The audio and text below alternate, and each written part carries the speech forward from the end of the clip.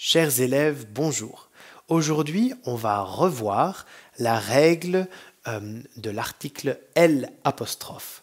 Donc, parfois, l'article le devient L', parfois l'article la devient L'. Mais dans quelle situation on commence avec quelques exemples. C'est anniversaire de ma maman. Alors, anniversaire, on dit un anniversaire, mais on ne peut pas écrire le anniversaire. On écrit l'anniversaire.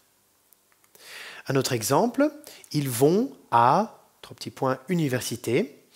C'est une université, mais dans cette phrase, on ne peut pas dire la université, on dira l'université. Troisième exemple, on ne dit pas le hôpital, on dit l'hôpital où il est né n'existe plus. Alors, pourquoi? Regardez bien les lettres que je souligne en bleu. La première lettre du mot qui est juste après l'article le, ou le pronom le. Ici, on voit A et U, ce sont des voyelles, et on voit H. Hôpital commence par un H muet.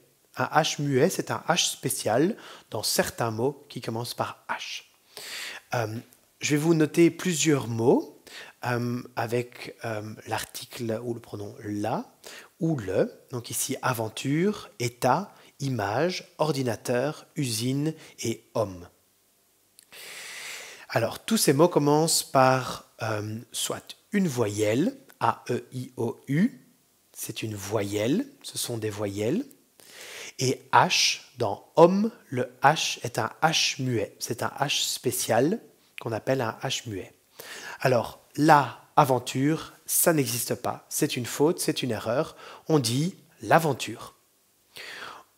On dit l'état, on dit l'image, on dit l'ordinateur, on dit l'usine. Donc, avec une voyelle, on écrit l'apostrophe. Et avec un H muet aussi, on écrit une apostrophe, on dit l'homme. Voilà, donc mémorisez bien ceci. La règle est la suivante.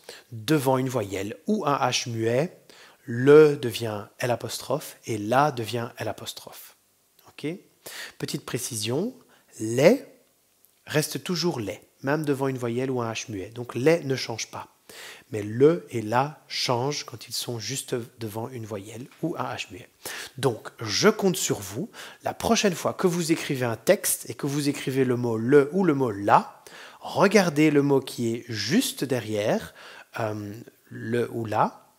Si vous voyez comme première lettre une voyelle ou un H muet, vous écrivez une apostrophe.